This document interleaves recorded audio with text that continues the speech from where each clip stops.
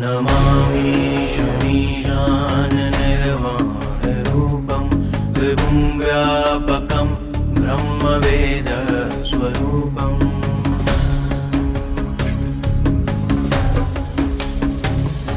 निजं निर्गुणं निर्विकल्पं निरीहं चिदाकाशमाकाशवासं भजेऽहम्